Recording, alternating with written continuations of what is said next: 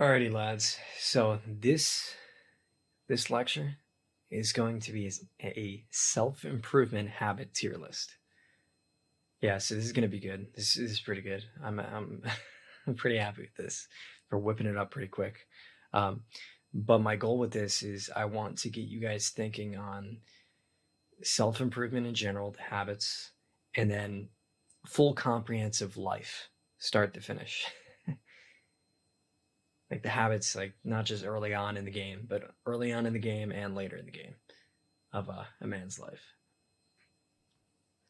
So with that, I'm gonna get cracking. Can you guys hear me? Am I clear? Am I loud enough? Okay. I tend to drift away from the mic, so hopefully I'm loud and clear. All right, so this is how this is gonna work. I've got a lot of stuff here. See all this junk we're gonna go through.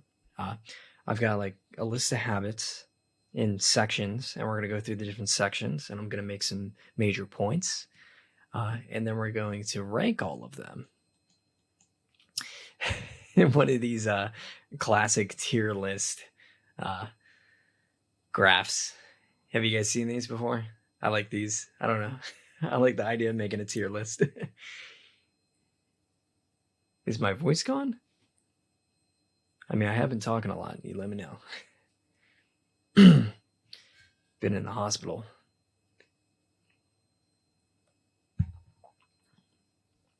The video isn't loading for you. Oh.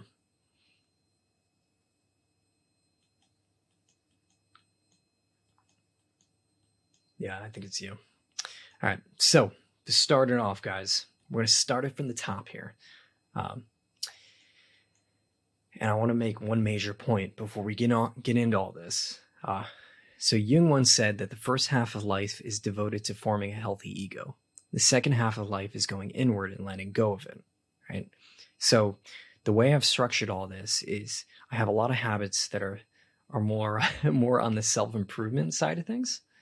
And then also I want to target habits that are related to more later in life, the self-realization kind of side of things as well. Because I'm looking at these as two aspects, as two individual poles that you want to focus on. You want to be focused on self-improvement, and you want to be focused on self-realization. It's a bridge of a man's development. You start off in life building up your ego, being more externally focused, self-improvement, and then as you get older and older, you start leaning more towards self-realization, into a more collective focused, more selfless progression. While earlier in life, you have to be more selfish, more focused on your own development. So I thought of a good metaphor with all this. So the development of a man goes from the tissue box to the universe, right? It's an increase of mental complexity, right? From starting off in no fab all the way up to aligning your mind with like the greater universe, the collective, right? It's self-improvement. So self-improvement usually starts off in no fab tissue box, all the way to higher self-realization, having a very universe-centric mind and way of thinking. So it goes from the tissue box to the universe. It's the Overman concept from Nietzsche, right? It's sexuality to spirituality, right? Man is on a tightrope between those two poles. The beginning tightrope is your self-improvement. And then as you go and go, the ratio starts to lean towards greater self-realization. It's from ego to self. It's an increase of mental complexity. Right? So let's rank these two, self-improvement and self-realization. Let's rank these.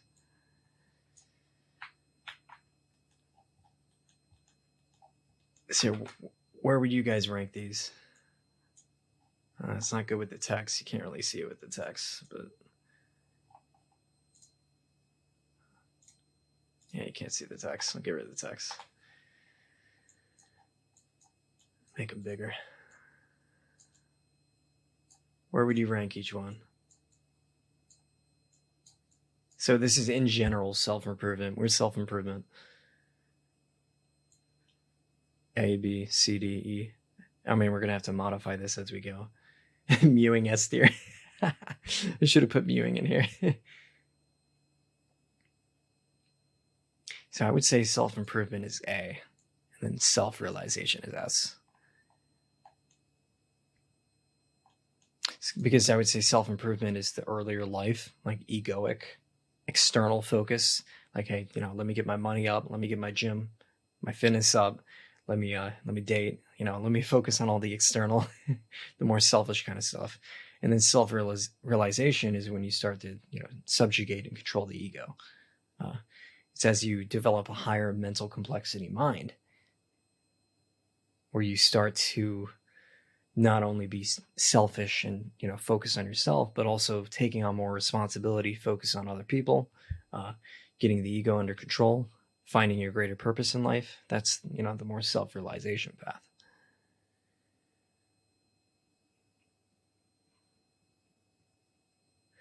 Yeah, so I would say, I mean, you could maybe even argue that self-improvement should be S and then self-realization A, because you can't have self-realization until you have self-improvement. And you could also argue that there's more self-improved people, more egoic, highly egoic people than there are self-realized people. You can make that argument as well. So you could say, okay, I mean, I would argue that it's rare to find somebody that, like has their life sorted out and they're very self-improved and they have, a very high level of mental complexity, full self-realization. I would say that's rare to find. So I would rank that into S. So again, these are just the two general blocks that are capturing everything. We're going to get a little more specific next.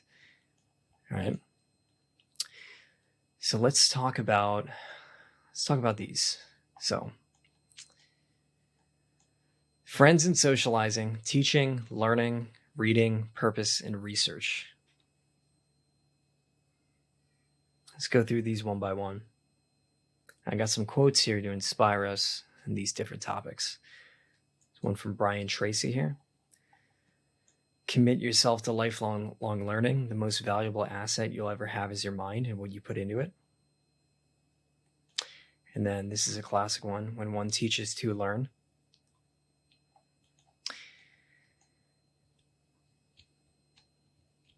So my question for you guys is, how do you rank these? Let's start with teaching. How do you rank teaching?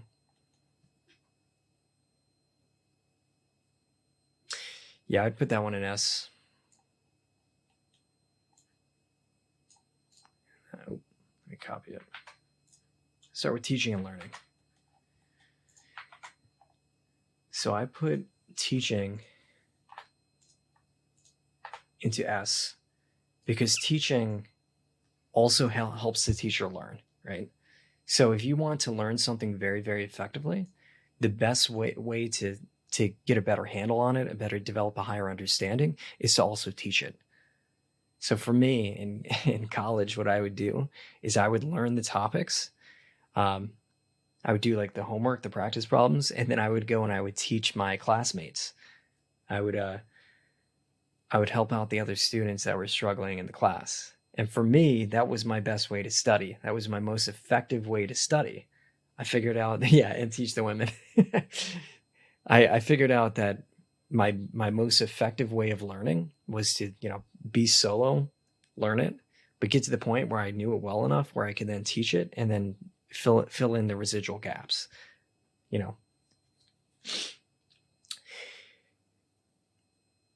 And that's how I got really good at learning things at, a higher level. I would learn to an adequate point and then be able to teach it. And then in the teaching, I would, fill in the gaps that I was missing to prove that I really understood it. So I would say learning is A, but teaching is S, because you want to learn something, get really good at it, but to really prove that you're a master at the subject, teaching essentially has learning baked into it. And if you can teach a difficult concept to somebody, that means you truly understand it. You truly learned it. It's like learning is naturally baked into teaching too, right? So it's like learning is like stage, it's like level one, and then teaching is level two of learning.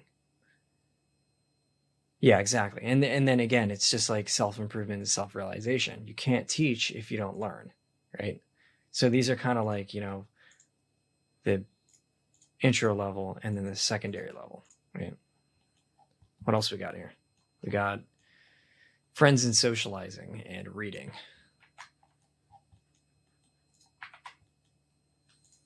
Again, it's annoying with the text here that I've got going on, but all right. So reading, where is reading? Yeah, see, reading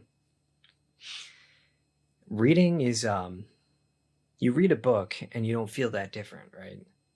You read a book and you don't see any immediate change, right? But the thing is it's changing your mind for the long term.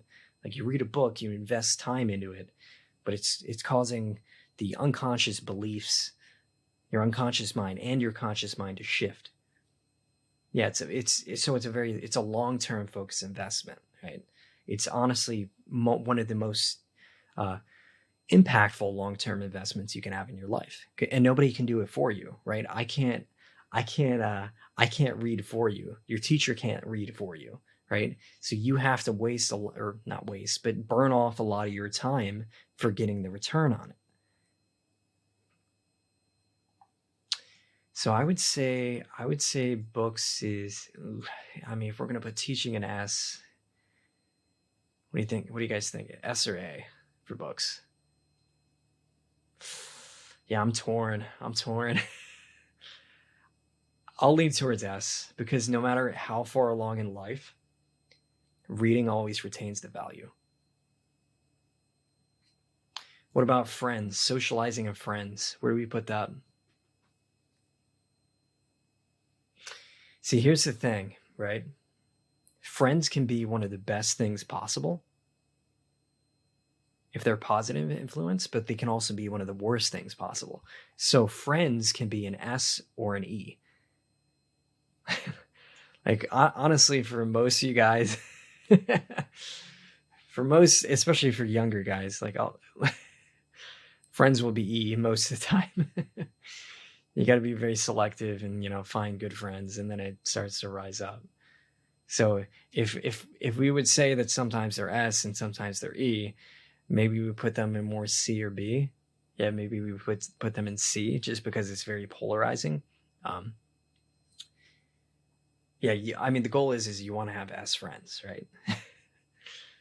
You want to have S friends, but the reality is especially for you younger guys, you're gonna have E tier friends. Yeah,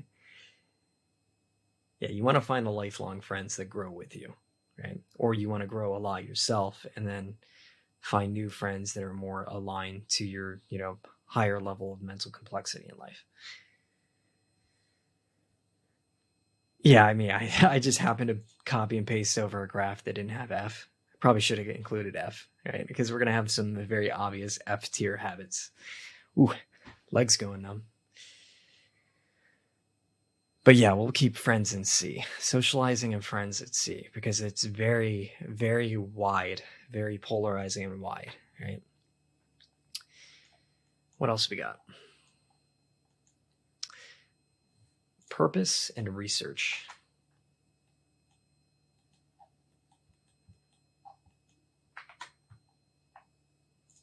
Where's purpose and research, guys?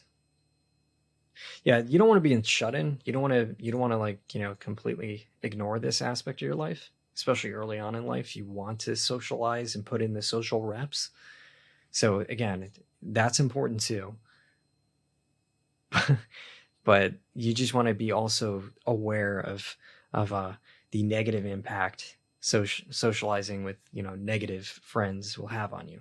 Likewise, you want to be aware of the positive impact positive friends will have on you. So friends are very neutral in that regard, right? But so purpose, where does purpose fall? Oh yeah, definitely an S, right? S tier. Yep. So one of the arguments I make in the school course is that meaning and purpose is the is the tip of consciousness, right? It's like the purpose of consciousness is purpose. So yes, purpose is way up there. Purpose is like, like it's the next level past consciousness. Like we're conscious so we can have a purpose. That's the argument I make. So I would put that in S tier. What about research? Well, I'm saying purpose is an habit in terms of, doing the legwork for finding a purpose and making sure you're developing that purpose as you raise in mental complexity, because you have to be, especially early on in life and especially early on in your self-improvement, you have to be very intentional with your purpose setting. You have to, it's why Jordan Peterson says about, like, he focuses so much about cleaning up your room, and that one Navy guy, the Marine, that talks about making your bed. Right? Its purpose starts off very simple, but it starts off, you have to force it. It's very intentional at first, right? Because when you're very external focused, it's hard to look inward and figure out that purpose. Like early on in self-improvement. Yeah. So when I say meaning, purpose, your reason, like it's all kind of the same thing, right? It's the main big thing you're focused on.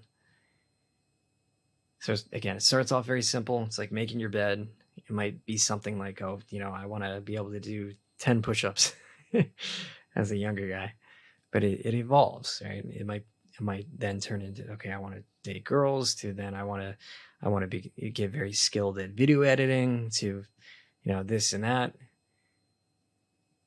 Yeah. So your purposes can also be very tied to your identity. I would say that's a very good way of doing purpose work early on, tying it to an identity you're targeting.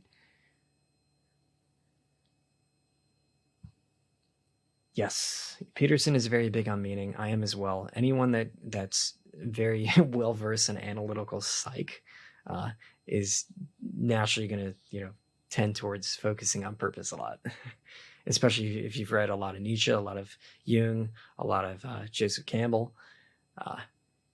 Yeah.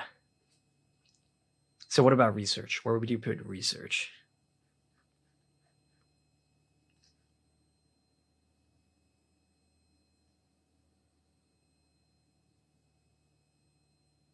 B tier? B? What's your reasoning for B versus A?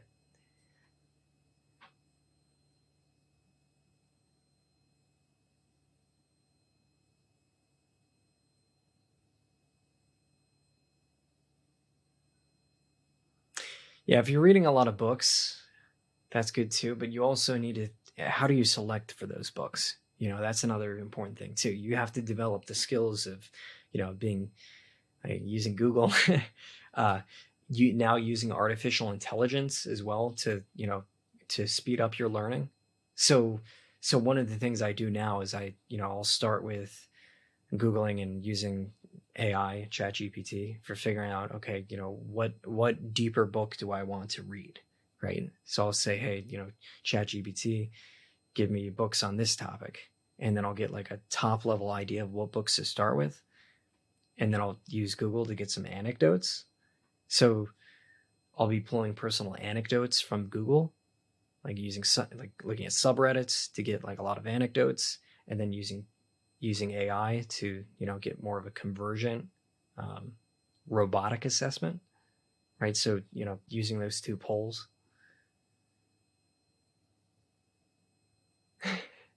Yeah, because you got to do a lot of Googling, a lot of research as well to be able to code effectively. Everybody knows like Stack Overflow, all that kind of stuff. research is in B tier because it requires some understanding. Yeah.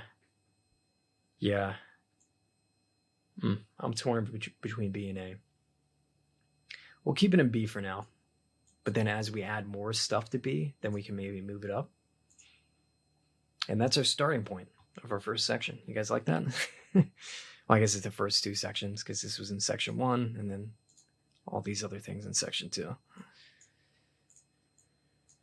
Okay, all right. Next set. Ba-ba-ba. So I also wanted to target the different ways of experiencing life, right? So the classical Jungian, like sensing, feeling, thinking, and intuition, the different realms of experiencing the world. I want us to rank them as well. And I'm going to give you guys a kind of a hint here. I'm going to say, I'm going to point out what Einstein said. The only real valuable thing is intuition. So Einstein once said that one of his like most cherished memories, or one of the most cherished things he did, like throughout his time um, developing a lot of his work, was walking with Goodell and coming up with intuitive ideas, walking with him. Yeah, so so I want us to rank intuition, thinking, feeling, and sensing. Four realms of experiencing, or through four realms of experience. I want us to rank those. So where would you guys rank intuition? Yeah, intuition's max out. What about sensory, sensing? So, so what do I mean by sensing? Let me zoom up on the picture. Maybe that might help. You got your nose, finger, eyes, mouth, ears. Yeah, physical sensations. It's the physical. It's the root of the mind, right? Your physicality. How do I get better at touching it?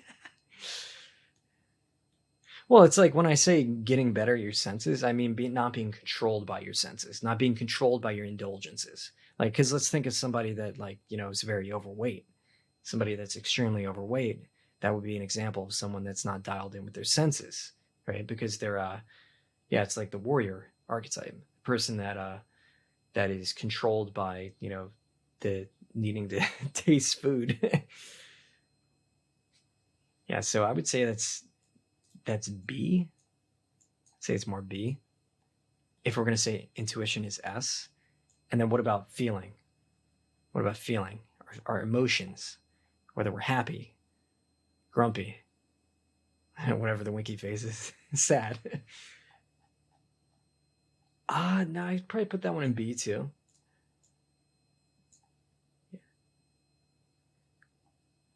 Because I would say this for like for a lot of the masculine movement, a lot of men, um, we try to downplay the value of emotion, our feelings.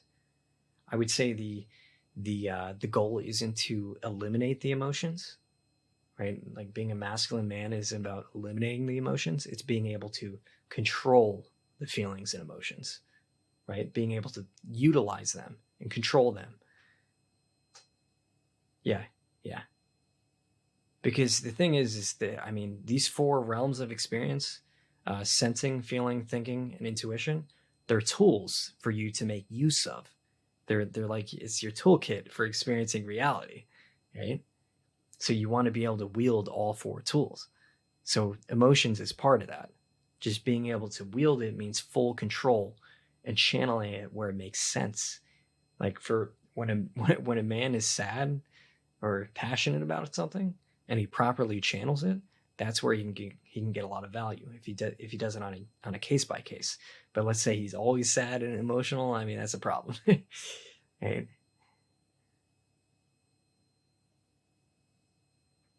Yeah, it's selectively leveraging it. And then thinking, where's thinking? I mean, this one should be a little obvious. If intuition's at S and sensing and feeling are at B, where would you put thinking? A? Yeah, I would put it at A. And what do you guys think I would put it at A and not S?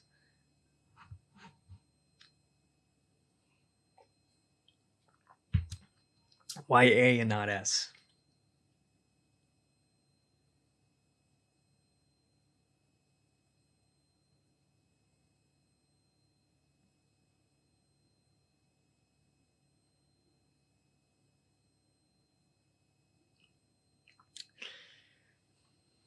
I was expecting somebody to get this one. Come on, guys.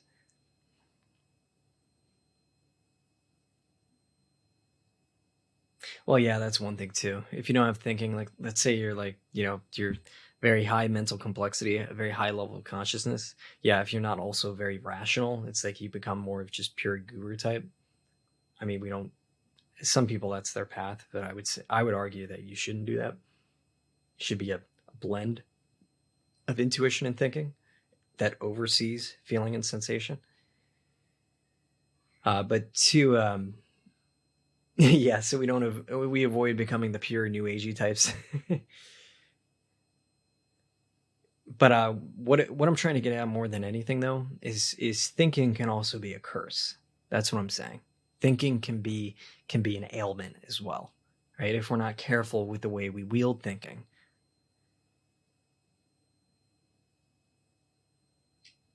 Yeah, overthinking. Right? That's why I'm putting it in A, purely for that reason.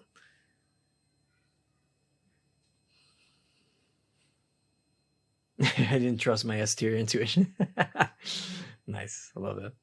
Yeah, so I would put it in A because it can be a blessing and a curse.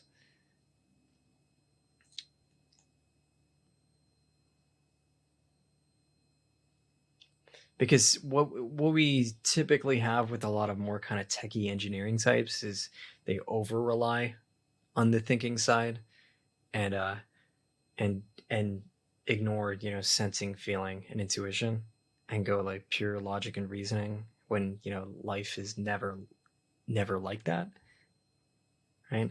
Like the majority of people are operating on these two categories. The majority of people are acting on their senses and emotion. Their limbic system is driving them. I mean, we want to develop ourselves so we're not like that. We're instead driving ourselves via thinking and intuition. A good oscillation between thinking and intuition that's sensing and feeling when it needs to on a case by case. The majority of people, however, are the opposite. They're limbic centric, right? They're limbic centric. So we want to keep that in mind. All right, next section. So I want to focus on these three aspects: building, selling, and leading. Build, sell, and lead, right? It's three types of skills. So this skill stack, build, sell, and lead. I want to rank these. And over here, we're going to talk about what Naval and Hormozy say. Naval says, learn to sell, learn to build. If you can do both, you will be unstoppable. And then Hormozy says the same kind of stuff. Build shit, sell shit, lead people. If you can do one, you can make a lot of money. If you do two, you can make generational wealth. If you can do all three, you can do whatever you want. Yeah, so this is like if I were to generalize the skill stack, it would be these three categories. So let's rank these.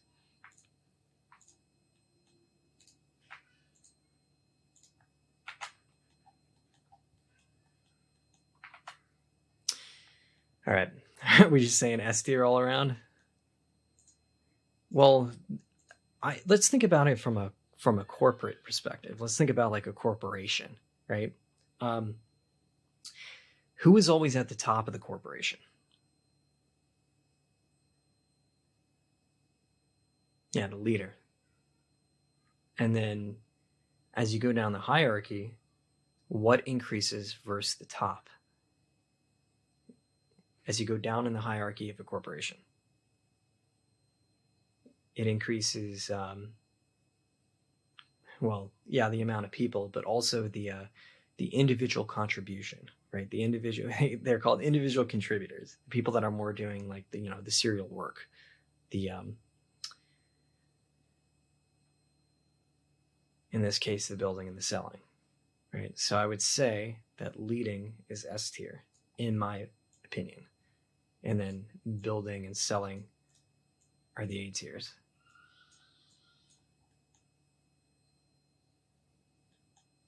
Yeah, and it kind of paints the picture of how you want your development to be too, with your work as you age and go from self improvement into more self realization. You want to be centric on building and selling, and then you want to get into more intuitive and leadership and purpose focused work. Do you guys see how we're kind of gravitating in one direction? Giga Chad's here. Like, we're kind of painting a picture of what this person looks like. That's like, top tier, right? Because you have, but and the thing is we've kind of also alluded to, you have to be this guy first in order to be this guy at the top. Just put a picture of me.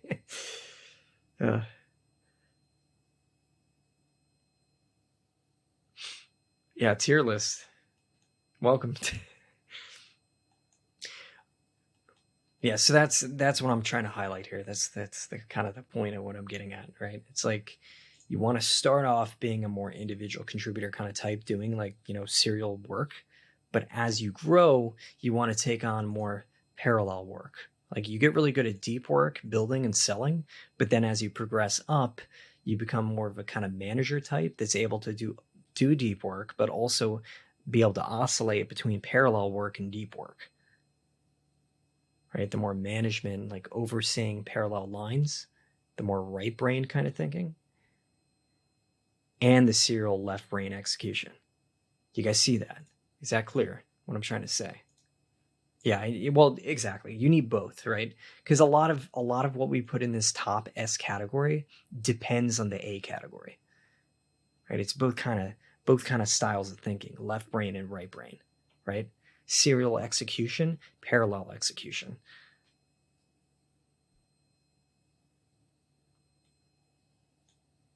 Yeah, and again, yeah, it's dialectic. Exactly. All right, what else we got here, guys? I feel like I need to like mark these done. We did this category, that category, that category. Okay, cool. All right, let's go up here. All right, so this is another topic I've hit multiple times, and it's important.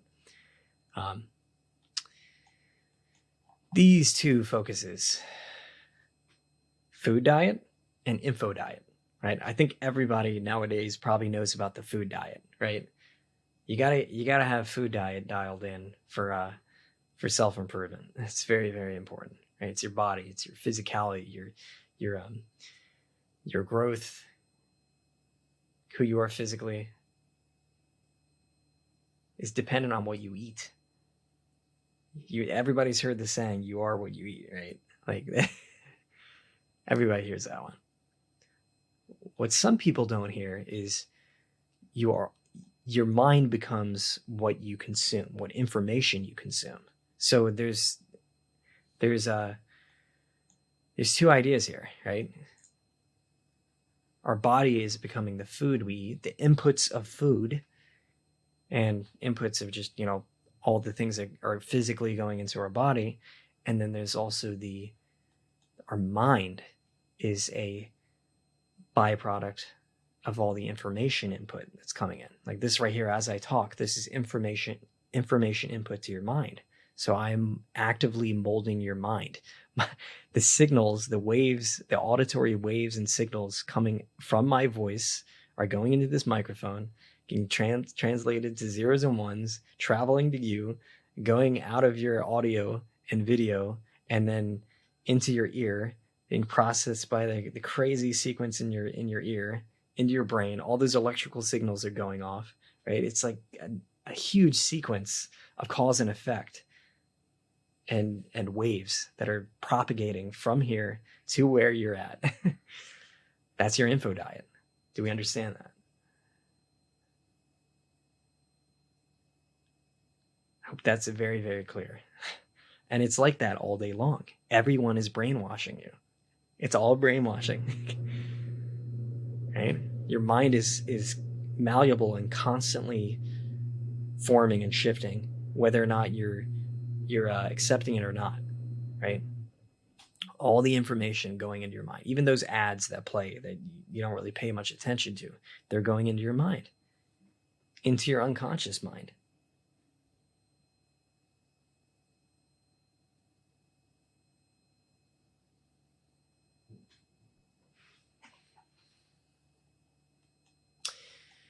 Yeah, so the great Earl Nightingale once said, "You are now, and you do become what you think about." Like the things you think about, the information coming in, that's what you're becoming, right? So right now, as you listen to me, who you are becoming is now, a piece of me, and all the other information and people you're consuming. Also, what you need to be thinking about is you are what you eats, right? So right now you're listening to me and you're listening to the information that I'm communicating. But that information also came from somewhere else, right? Every single person is a byproduct of all this some information that they've consumed, right? Their upbringing, their parents, their society they were introduced to.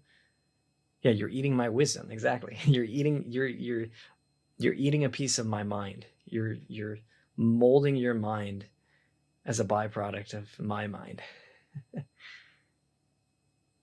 And the communication and technologies, the medium. So we'll think about this in terms of food, right? So the steak you eat is, it's a byproduct of the cow. The cow is a byproduct of the grain or the grass, right? So the quality of the steak is going to be dependent on the input of, whether or not that cow ate grass or grains, right? Similarly, all the people that you consume, right? So Hormozy, he consumes Munger and Buffett, and then all of the the younger content creators that you're consuming nowadays are byproducts of the older generation of content creators, right? Naval consumes Talib, and then all of us, we love Naval. We love Hormozy, and then Sam Ovens with Maltz, right? It's like all these content creators, all these synthesizers are byproducts. They're downstream of the information sources that they consumed, and then they resynthesized it, represented it. And likewise, that's what I'm doing right now. I'm resynthesizing all of the information that I've consumed, mixing it up with my experiences and like my nature, the combinatorics of my DNA. That, and what I just said is also a synthesis of something that Naval mentions in his book, right? And this idea is like, it's going to trickle down from the modern younger content creators to you guys. You guys will be the next downstream in the sequence, right? And it's going to be that convergent mind of information blended in with your uniqueness, your nature, your DNA, right? DNA mindset. Right. So your nature, your uniqueness with the convergent mind of the collective, right? Yeah, it's like there's this never-ending evolution of the mind from generation to generation to generation to generation. Yes, that is exactly right. Right. So you guys are the next level in the evolution of the mind. And what I hit on in the course is this idea that, there's this never-ending wave of development that's always trickling down from the prior generations. Yeah, so so let's rank these two: food diet and info diet. Let's rank them. Where do they go? Where does info diet go, guys? S. Bingo. Why? Why does info diet go S? And food goes A. I agree. As I say that, my stomach is rumbling. I'm hungry. I don't know if the mic picked it up. Well, so my big question here is why is info diet in the mind S while food diet is A? Why?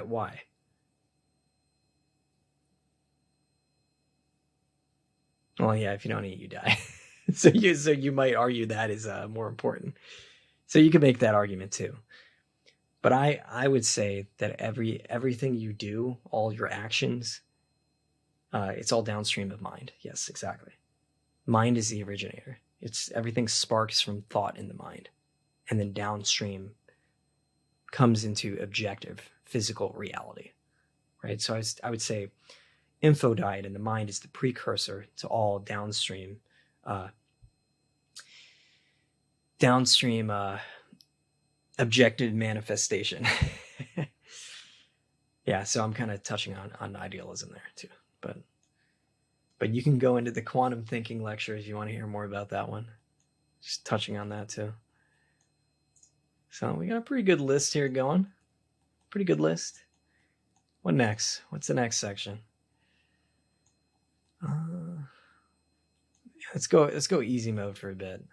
So we got a couple different things here. So dating, just odd jobs in your teens, school and university, church, or any religious kind of activity, and then sports.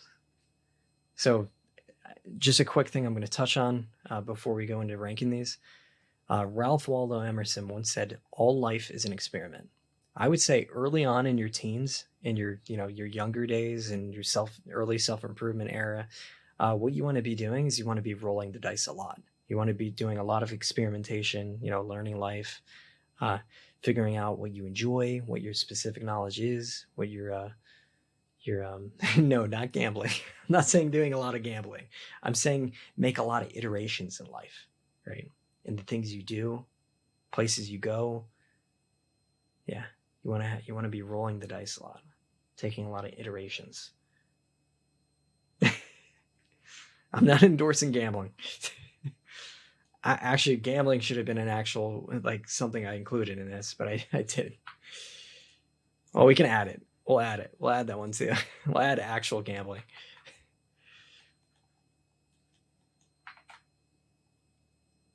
All right. So gambling. Where does gambling go?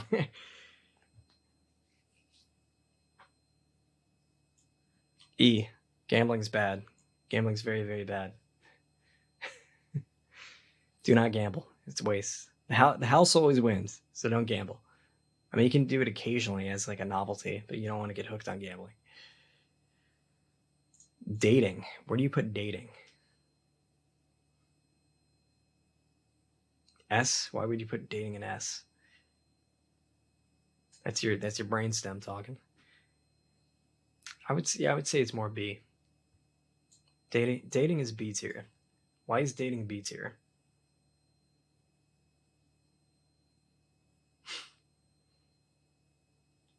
Well, dating is important because dating is the beginning in the sequence of serious relationship to to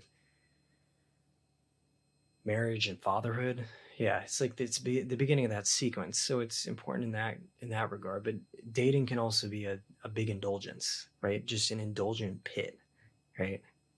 So yeah, it's like you want to experience that in life too. But you don't want to be pulled down a hedonistic spiral. That's what I would say with that.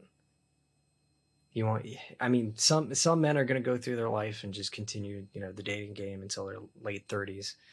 I mean, that's too, if that's fine if that's the experience you choose. And then when they're 40, they'll finally consider settling down. But dating can be very bad. Dating can suck you into a pit. Especially if you're you're spending time with just non-ideal women. I mean, this is applicable to women as well. Spending time with non-ideal men is just as bad. Yeah. So dating is, again, it was, what was the other thing that was polarizing? Friends. Yeah. Similarly, dating can be polarizing. I would maybe even put it in C with friends because it's very similar to that. I'll put it in B just because it can lead to to more serious relationships and father. I mean, I'm biased towards saying fatherhood is very important, so therefore I have to say dating is very important. Yeah, it can lead to deeper relationships and eventually marriage and fatherhood. So we'll leave it there. What about odd jobs? So this is like, being a pizza delivery guy. This is like, doing yard work. This is like, yeah, I mean, it's, I would say more C, because it's good because it'll teach you work ethic. There's some value in that. It'll teach you work ethic. So honestly, like early on, it could be like A or S for you if you use that as a step in the sequence. Like for me, it's like I did a lot of tutoring when I was younger, and because I did a lot of tutoring, that turned into me developing my my social skills more, my teaching ability, my it led to my next opportunity in work. Like I would not be the person I am today if I didn't like just start the odd job of tutoring. But at the same time, it's like, it can kind of lead you down a pit of meaninglessness, right? If you're just going to be door dashing forever. Yeah, it's good to get your work ethic going though when you're in your teens, right? It's good for that. So it has some value. I still put it in C, but it can also be very bad.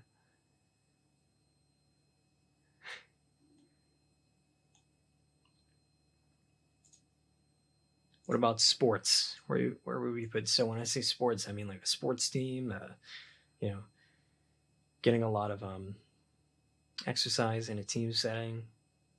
Yeah, I'd say it's more B. Yeah, it can be B.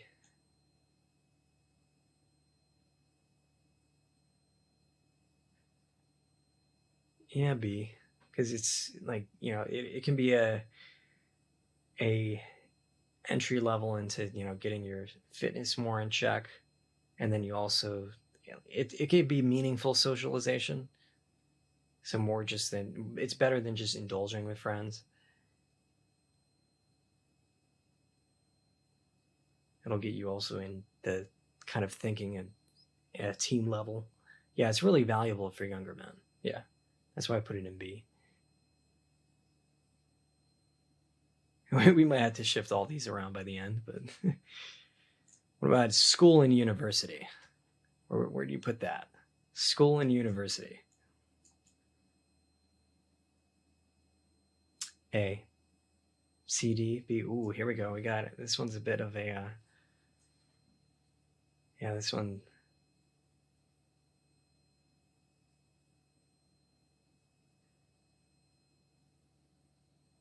causing an upset.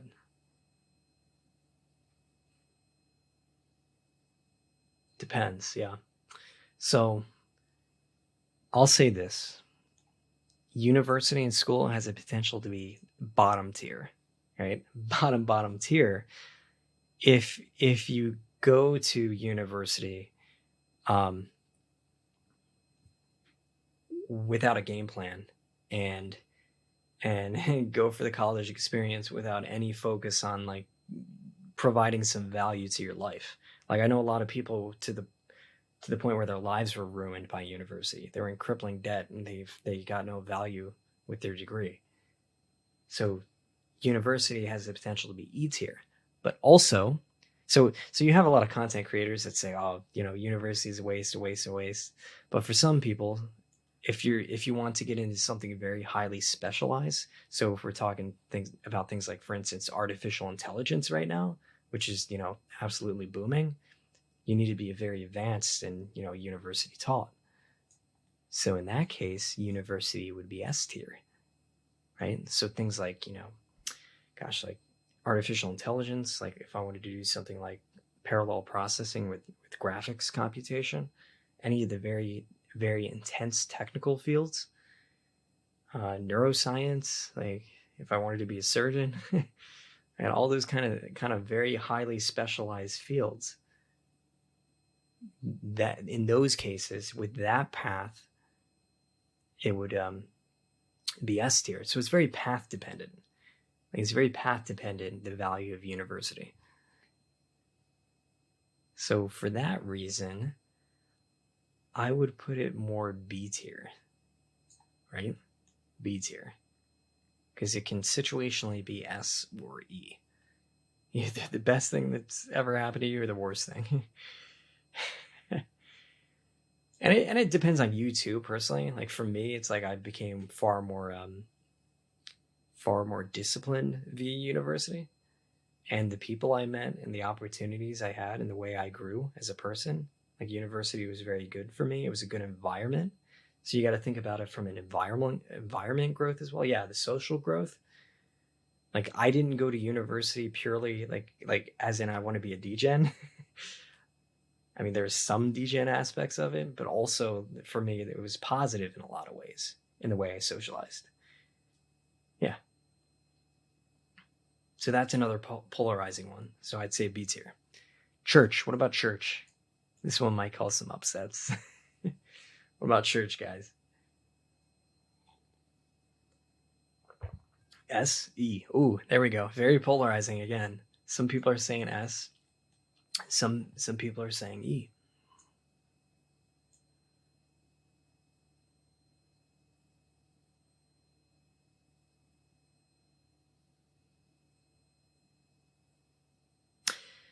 I would say this is another B.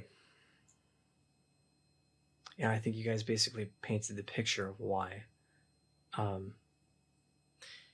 This can be very dependent on your environment, right? So there's some church environments that can be very critical towards you, but then there's some environments that can really make your life better, way better,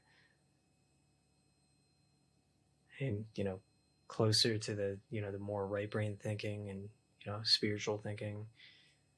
There's some church environments that are very good for that, right? At the same time, there's some that are not so good for that are very critical, that are especially if you're not the more typical kind of person. A lot of churchgoers are going to more judge you, so it can be very polarizing in that regard. What I would say though is, irregardless of the church environment, the environmental religious experience you have, you should take personal ownership for your own spirituality. So a church is not required for that. Yeah. And then sometimes, like, some people, they find their lifelong partners in a church environment, right? And then you have some churches that are very, they abuse the power of authority too. So,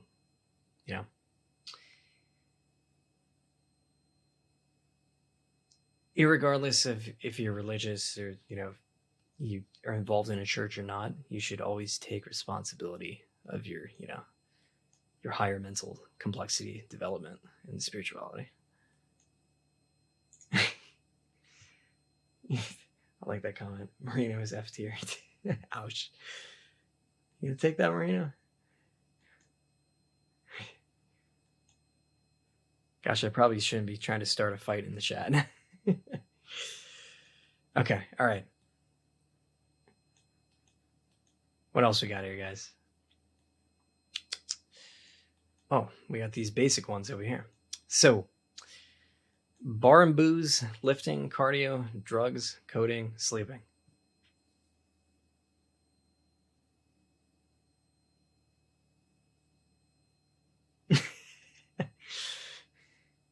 So before I go into the lifting and cardio ones, even back in the day with the philosophers, even them, Socrates is known for this quote, or these are one of his big quotes for that the guys that are big into the gym like to mention. No man has the right to be an amateur in the matter of physical training. It is a shame for a man to grow old without seeing the beauty and strength of which his body is capable. Even these, extremely high mental complexity, philosophers, these lovers of wisdom, still saw the value in developing their physicality, their body, their strength, their core masculinity. So what I'm saying is, maybe you don't have to be Sam Sulek, but you should put a level of effort into your physicality, the root senses. Yeah, your body's a gift. It's your vessel. So let's copy all these over. I'm going to have to take the titles with me. Yeah, there you go. There's Arnold. I like to use Sam Sulek as the example nowadays because he's like the young gun.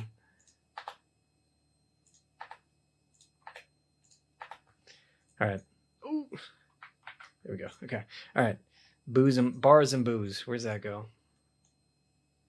Bars and booze. S tier? Yeah, S tier.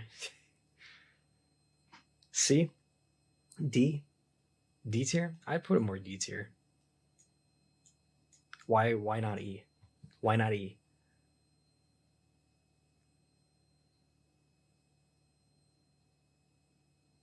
Yeah, for the social opening up aspect, yeah, for the networking kind of side of things. That's it. I'm just saying it's like, on a case by case for social activities, for social drinking, it can be a tool in those scenarios.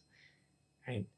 But you need to be very careful to not get pulled down the indulgent hedonistic alcoholism spiral. You don't want to make it a habit.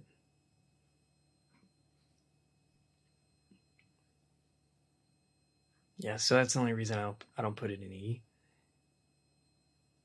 And I would say too, some of the best experiences of my life did involve alcohol. Did they need alcohol? No, not necessarily. And so the question is, could you say that about drugs?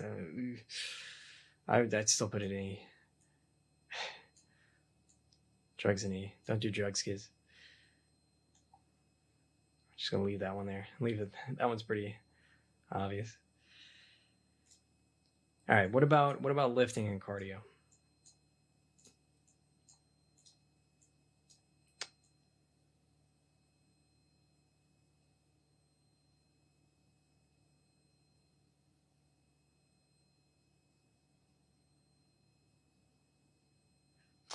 I would put them both in A tier.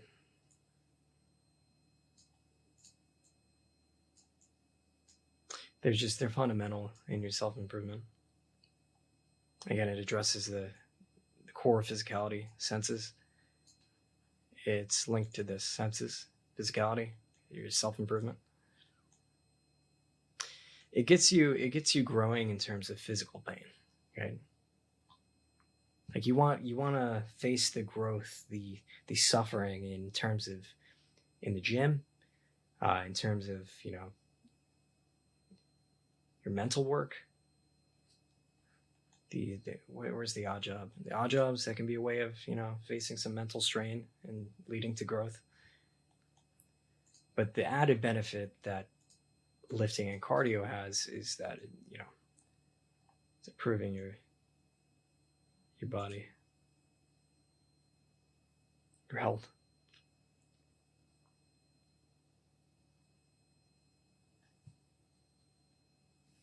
Every young man should go down the path of compound lifting, isolations. It's also good to get that androgenic influence, so you get more of a masculine face going.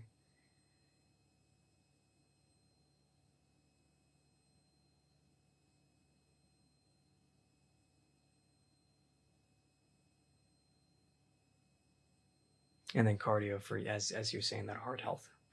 Cardio could be beneficial in that regard. And just feeding that overall testosterone drive, and therefore DHT, increasing DHT as well.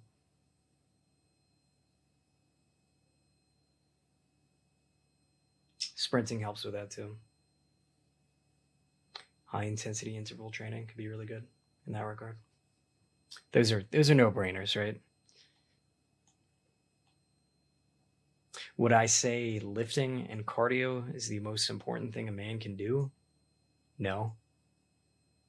I would not. I would argue for no. Right? Do you guys agree with me? Like let's say if you were a pure meathead, I like that wouldn't be ideal. I'd rather you be a pure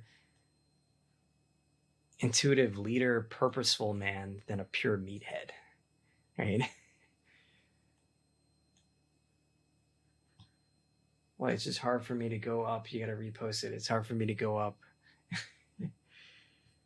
during the lecture because I've got it like so shrunk down.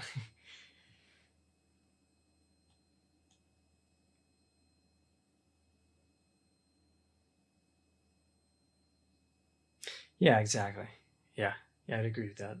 It's better for you to like it's better for you to develop yourself so you're a social person that can, yeah, be relaxed in a social setting and communicate versus using alcohol as a crutch. Right?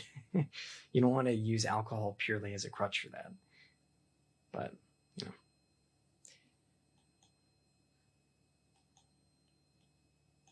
What about coding? I put coding in here too. Yeah, we'll say we'll say this right here is coding and technology and coding and learning technology in general. We'll say this is inclusive of that. Yeah, yeah, we would say it's A. I mean, do you need technology in coding? It would is it as important as let's say like purpose and reading? Not necessarily, but it's very valuable in a in modern day. It's the language. It's the language of 4IR, the language of the fourth industrial revolution is coding, technology, Internet of Things. Yes, society is it's tech centric right now. Everybody should be fluent in technology.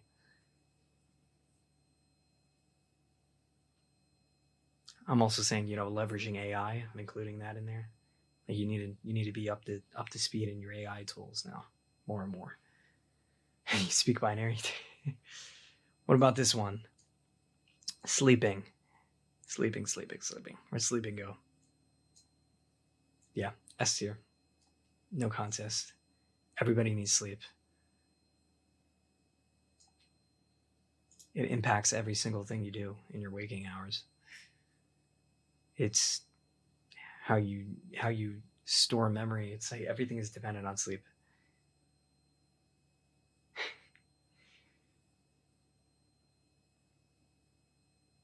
You're losing sleep to watch this lecture. Well, here we go. We'll put my lectures. We'll say here. Here we go. We'll say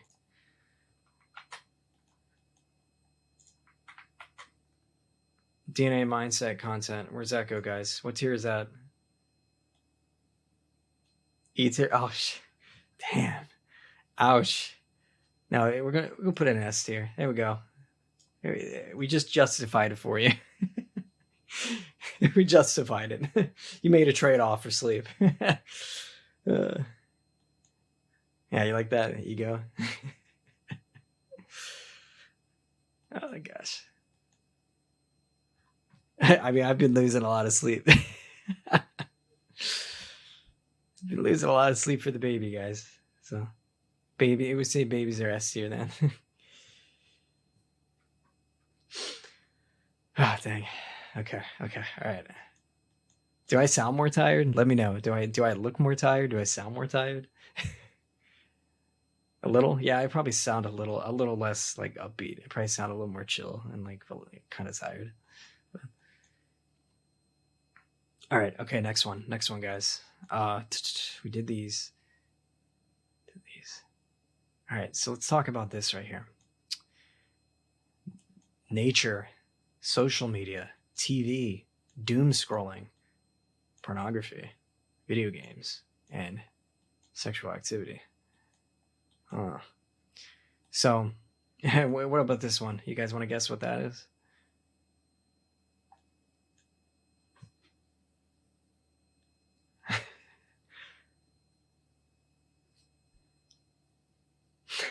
Lifting cardio? Yeah, certain kind of lifting. I think it's pretty self-explanatory what that one is. So before we go into these, I want you guys to realize something that has naturally occurred with the rise of social media, and essentially what is the humanity's first exposure to artificial intelligence. That's what social media is, right? Because what is social media? It's an algorithm that's serving up uh, information to hook you on it, right? It's an artificial intelligence that's trying to hook you to watch, right? It's an AI. So what social media has been is it has been essentially an arm race for a first contact of artificial intelligence that has become a race to the bottom of the brainstem, an algorithm that's trying to harness your mind, your reptilian brain, the instinctual, egoic uh, core drives of your brain, the limbic. So it's targeting down here. It's targeting here and here more so than the neocortex. And then what's naturally occurring now as social media and we become more advanced in wielding social media is there's being a drive back up to the neocortex. So it was a race downwards and then a drive back up, right? So what we're going to see over the next decade is there's going to be a more rational and purposed and meaningful focus use of social media. But first contact and has been a race to the bottom, right? And you kind of see that with OnlyFans and a lot of very instinctual rooted content. A lot of like what is it, like the NPC content? Yeah. And now we're seeing with things like school, there's been more of a recenter back on the neocortex. The arms race is moving back up. And if you want to learn more about what I'm trying to get at here, go watch The Social Dilemma and The AI Dilemma. It'll touch on this topic a lot. But let's copy all this over. We'll go through. Kind of sucks I got all my titles here, but can't even see them really. So what do you think, guys? So I threw nature in there as an antithesis to a lot of these. All right, guys, where does social media fall?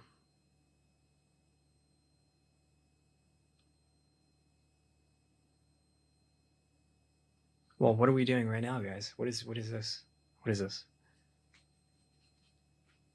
What is this community? It's social media too, right? So there's some social media is another polarizing one that's S tier, right? There you go, proof right there, guys. S tier. There's some social media that's extremely high tier, and then there's some social media that, well, the majority of social media, to be consistent with what I just said, is E tier. The majority of social media is E tier. Basically, social media is like digging for a diamond in the rough, right?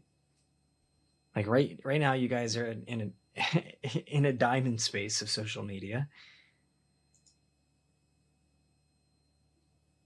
that is in a sea of garbage. Yeah, it's a needle in a haystack. Yeah. Yeah, and school is one example of something that's one space that's becoming a premium space of social media.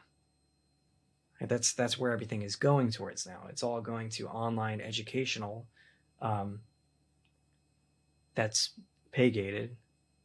I mean, hopefully it's a mix of pay gate and free, like what we're doing now. But the value is starting to come online with social media, right? You see that with school. There's a influx of value now coming online. The race to the bottom of the brainstem is starting to alleviate. So I would say because of that, it's C tier, right? It's pretty. Well, I mean, I guess the law of averages, you would say it's more like D, but I'm going to put more C, right? Because the majority is low tier. So by that logic, it should be more D, but I'll put it C tier anyways. Yeah, C's fair because it's kind of the same logic we use for friends. Friends can be really good and really bad. Similarly, social media. It's basically it's a neutral medium. It's a neutral medium of information that has a tendency to drag low just because of human nature and the ego and the brainstem. So what about doom scrolling? So doom scrolling is like a specific case of social media. It's just doom scrolling. Yeah, very bad. E. Right, so you need to become mindful. I put this in here specifically because I wanted to call out being mindful that social media doesn't hijack your brain and get you into doom scroll loop. Video games? What about video games? Where do video games go? E? E? I would say D. Same argument I gave, kind of similar to the argument I gave alcohol, because yeah, you can have a little bit more meaningful relationship with other guys doing like, online games, and they can inspire a lot of art as well.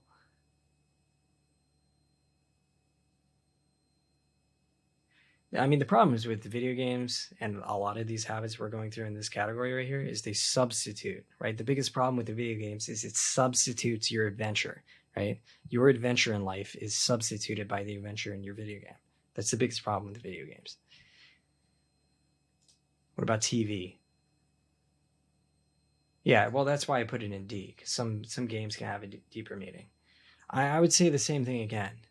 It's D because it can be very artistic and inspiring, and some things you watch can inspire you and provide value or be educational. So I wouldn't say it's. I mean, it's not like doom scrolling, just the like.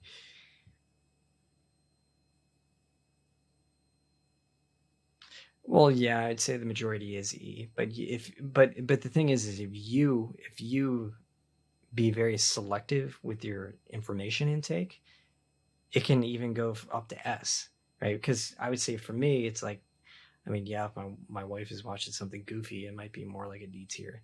But for me, when I'm very intentional with what I watch, yeah, I mean, TV can turn into an S tier. Keep coping.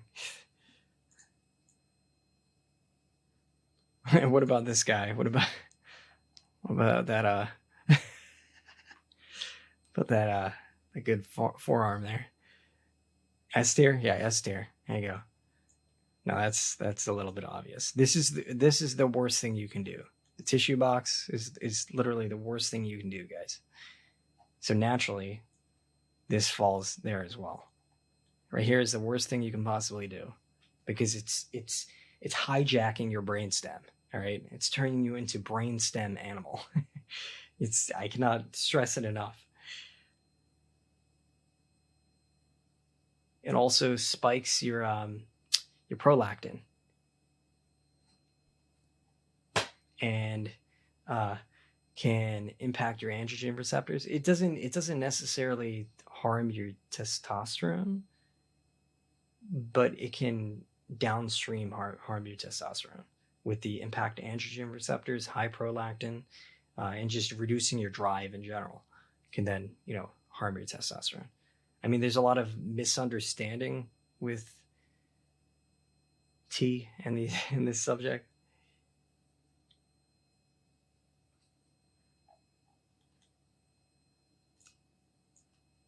But read the actual research papers, especially the one on androgen receptors and prolactin.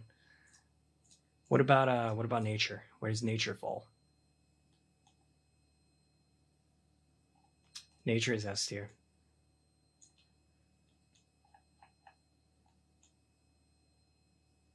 Yeah, it's where you belong. Yep. And a lot of you can basically dial into higher intuition in nature. It's just healthy to be in nature. Everything about it is just better. What about sexual activity?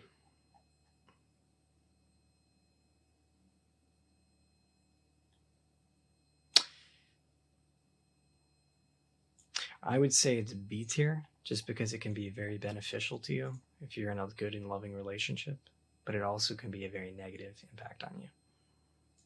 Likewise, to a lot of the other,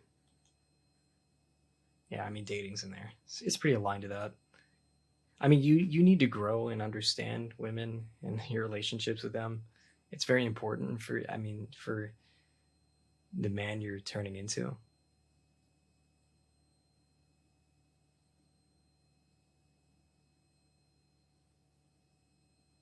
But it can be very bad as well. And obviously, I mean, obviously, if you're if you have a child when you're not ready as well, it can be very bad. So, all right, what else we got here? I'm trying to speed up for the last bit here, guys. We did this, we did that, this. Da-da-da-da-da. Got two more categories. I'll move this down. So, last bit of categories, and this one's more about as you grow late in life, you're scaling and taking on more responsibility and growing your wealth, becoming more and more visible to other people, and taking on more responsibility, more ownership. Public speaking, fatherhood, investing, content creation, entrepreneurship, more leverage. I mean, the big leverage quote is, give me a lever long enough and a fulcrum on which to place it, and I shall move the world. As you gain higher mental complexity, become a more self-realized man, take on more and more responsibility, I would argue that you have everyone should have a calling to share that wealth of knowledge and experience with the world. Everybody has something they can offer and some content they can create. Oops. And people that they can help. Everyone has an audience waiting for them, I think. All right, so where would you rank? Oops, don't want to do that. All right, where would you rank? It's clicking. Public speaking.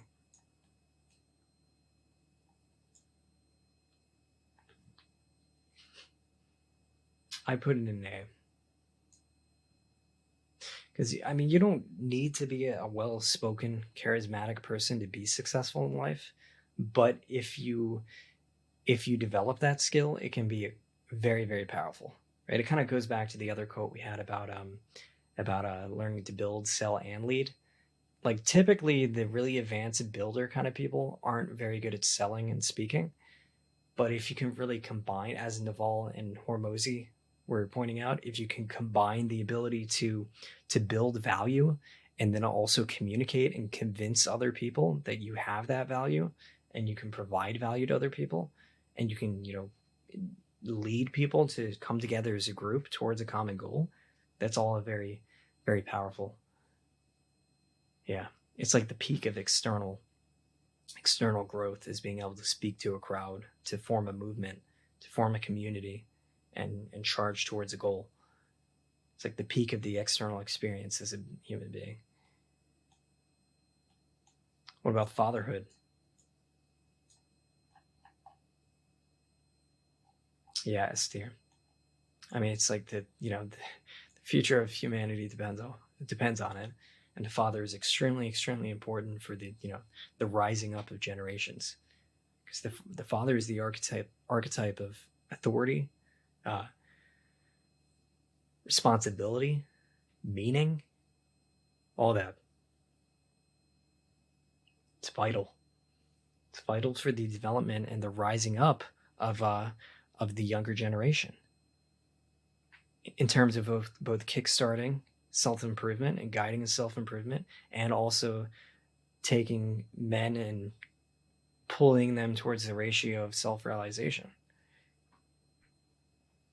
We are almost done, actually.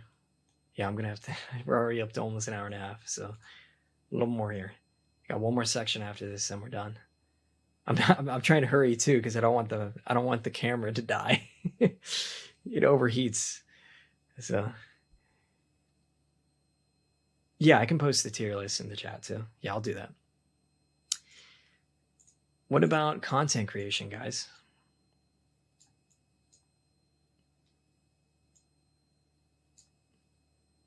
Yeah, I'd say it's would I say it's important as spending time in nature, fatherhood, teaching, purpose, intuition, and sleeping? No, but I would say it's very, very important. It's up there with coding, right? It's like a universal language in the modern day, similar to coding and technology in general, right? Being a content guy is like, these are the two best ways to get leverage in the modern day.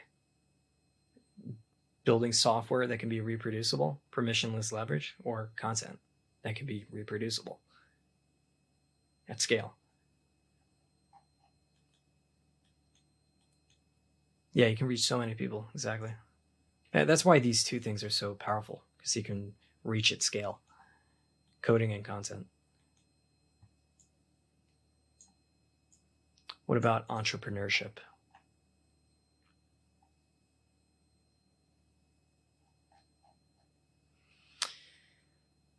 I'm even leading towards S tier, guys. I'll be honest, because I feel like it's such a natural progression in late stage in a man's life that it really blends with purpose. It really blends with leadership. It really blends with even like fatherhood and responsibility, self-realization. A lot of people, their self-realization journey is very tightly coupled with their entrepreneurship journey. Yeah. Yeah, I would say S in that regard.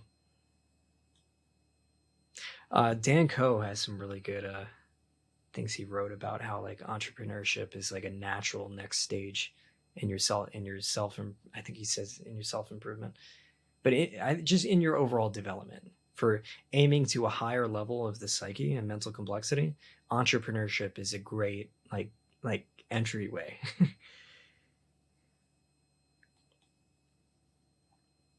Especially for a man in his 30s or late 20s.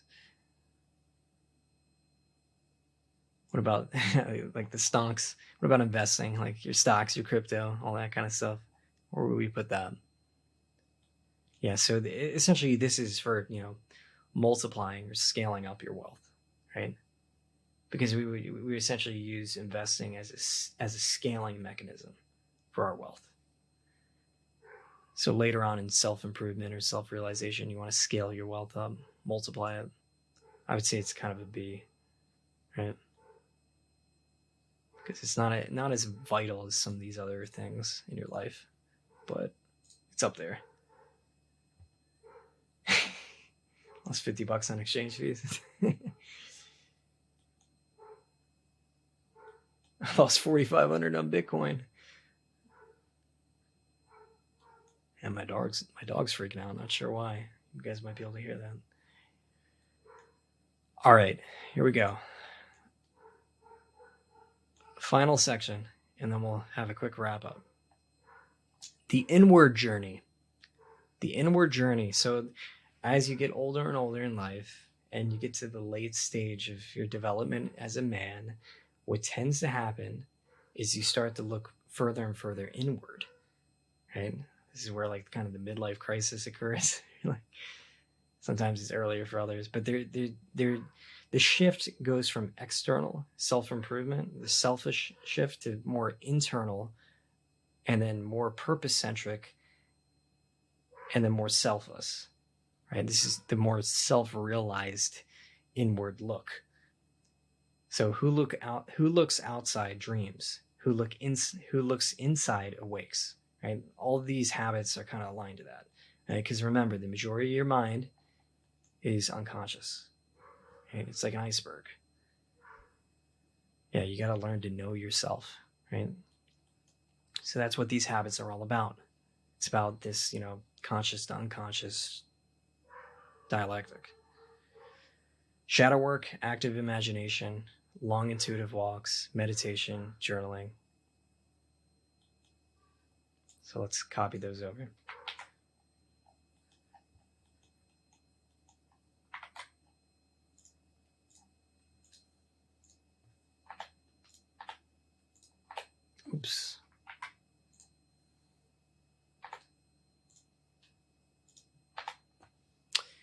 So where does shadow work go, guys? So this means like reflecting on the suppressed aspects of your mind that you don't want to typically look at. Yeah, that's S tier. And my camera just died. Well, we'll make do without the camera though for the last bit. That's how you know the lecture's been too long. Yeah. I try to speed it up there at the end, but so shadow work, yeah, it's very important because you're going to get a lot of value out of the aspects of your mind that are suppressed and hidden away.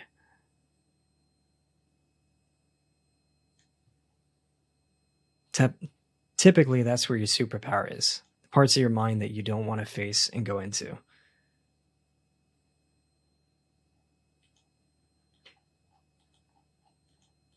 What about active imagination? We'll have a whole lecture dedicated to this one, but I would say it's up there with shadow work. Yeah, S tier. Long intuitive walks. Yeah, that'll be a good one. Yeah, S tier also, again, because it's intuition. And then meditation. Mindfulness practices. Yeah, also S tier. Yeah, notice how all the late stage internal stuff is pretty much S tier, right? Because that's where you're going to get really maxed out by going inward, right? And then what you do is you meld all the S tier with the A tier, and then together so you build out the A tier earlier in life, and then you build the S tier after, and then you combine the two, and that's where you get real superpowers. Because this is kind of like more left hemisphere kind of stuff. This is more right hemisphere. It's self-improvement and self-realization together. And then journaling. What about journaling? Yeah, S tier. Because that's more about pulling from the unconscious.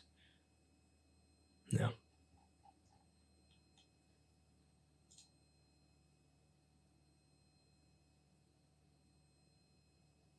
Yeah, so we want to basically what I'm getting at. Here's our full list, and I'll share this, guys. Oh yeah, I forgot affirmations. I knew I was forgetting something. Yeah, but that would go S tier as well, because that's for writing to the unconscious. Affirmations and visualizations. Yeah, so that's the one thing I missed. I'll before I upload the list, I'll put a graphic in here for that. Oh, they definitely work. You just got to keep at them. But my big conclusion that I'm trying to get you guys towards is you want to. So typically, what always happens in a man's life is he has like a self-improvement focus stage where he's more selfish. That's usually about 30 to 40 years, where it's more egoic leaning. That's all about putting in iterations, reps of improving yourself.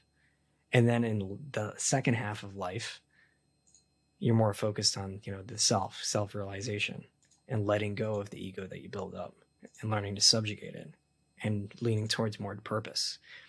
What I want you guys to do is I want you guys to be developing both paths in parallel and become more and more conscious of it. And so that's how you really get the big jumps in growth, by being focused on both lines. Self-improvement in general, and then self-realization. Because most men tend to gravitate towards self-improvement without going deeper into their mind and purpose, and delaying fatherhood, delaying like teaching, public speaking, all those kind of things.